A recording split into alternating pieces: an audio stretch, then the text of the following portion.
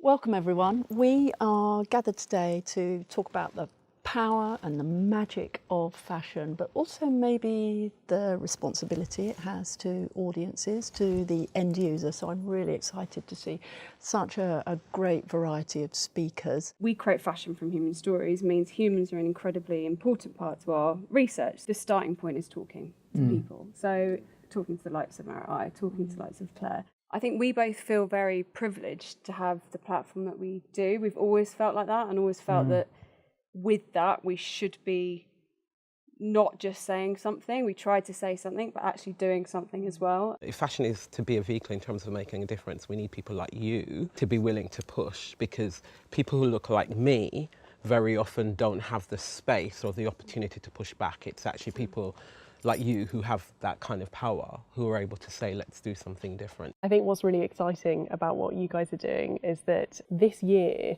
so many things have come together. So there's the centenary of the vote, there's the fact that all of these movements have really just opened the storytelling and the narrative, and we now have this opportunity to say, well, what are we going to do with that to really change the status quo? We want to talk about the activists behind these movements this year, as well as the survivors and the stories on that side, and I think it's really exciting to see, as you say, throughout the value chain, so many different industries and sectors and individuals coming together and saying, how do we really create change this year now? A lot of people had turned away from fashion because it didn't look like them, it didn't speak to them, it was kind of stuck in a weird kind of time warp actually. And when you think about catwalk shows, they haven't changed for like 30 years. Fashion is supposed to be forward thinking, this is the idea of it, but in so many ways it is stuck in the past. Anybody with a phone, an internet connection and a great idea can present themselves and present their version, and we have a parallel world, particularly for women, where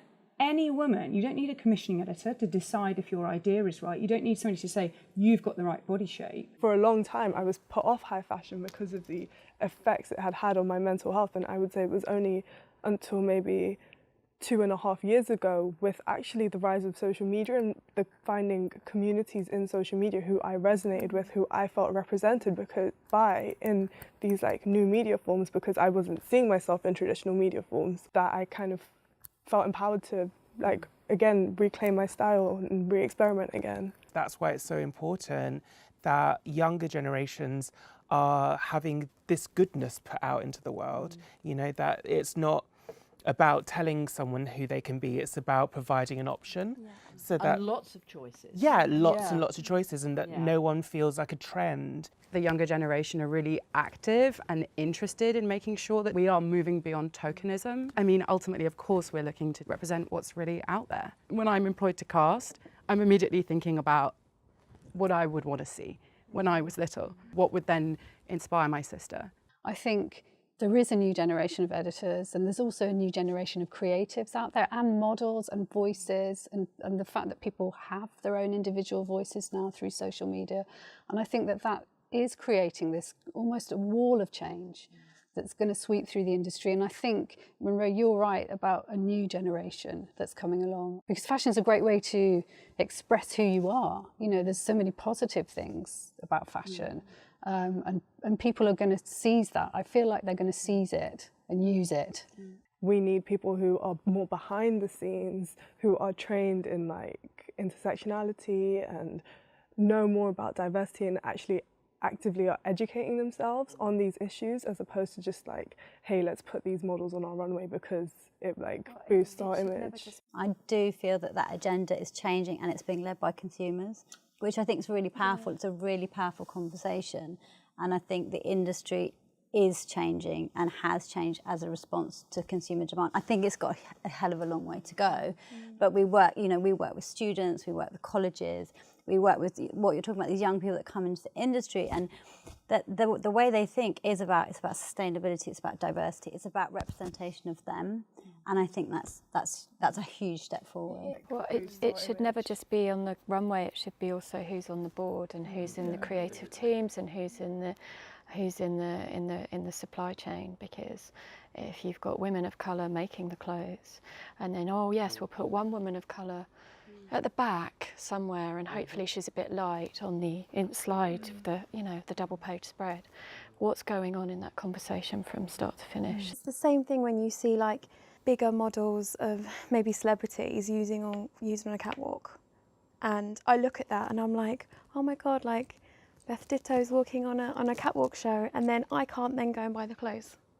What is the point? You're just, it's the same thing of just, it's tokenism. When I hear the term diversity, sometimes I think that's lovely, and other times I get actually quite anxious, because very often what it means is that you've got a norm, and then you've got add black women and stir, add trans women and stir, you know, add a plus size model and stir, because actually there's an idea of a particular type of norm, and some of us sitting around the table are not that norm.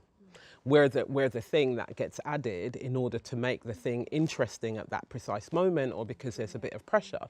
And so for me, one of the things that we have to do is start to work from the margins to the centre. If we're going to talk about leave no one behind, actually one of the things to then think about is we need to disrupt the idea of what womanhood is. Like, the very idea actually provides us with a sense of, you've got this idea of womanhood, which is white, heterosexual, you know, kind of non-disabled, a particular body size, you know, like, just there's all of these things. And if we're willing to disrupt that, and if we're willing to say, you actually start to recenter it. One thing as well, as you say, like the mixing in, is then the next movement, and I know Munroe's done a lot of work in the gay community with this, with Grindr, is they're not labelling it.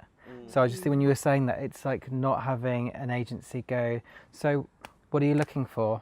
Like that, like a shopping list, and go, do you want, do you want black girls, or do you want this kind of girls, do you want this kind of girls? It's kind of going, and I'm not 100% sure how you move that forward, but it's how to kind of change, the language is so important. How do you change that? If it's add the black woman and stir, then it's always going to be that you still have a norm, which is a white woman, and then the black woman is the exception. So then people do get to go, I'm looking for a black girl. Do you know what I mean?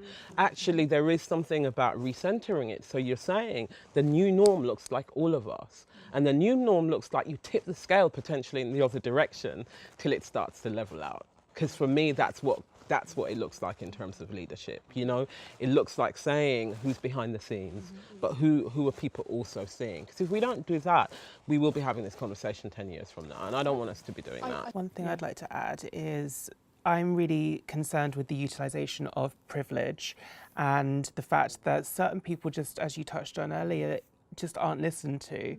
So I can speak about racism and transphobia all I like, and it will be perceived in a very different way than, say, if you two were to speak about it. So sometimes it is very much about saying, I can't do all of this myself, help me, and use it, and use the privilege that you have to pull up.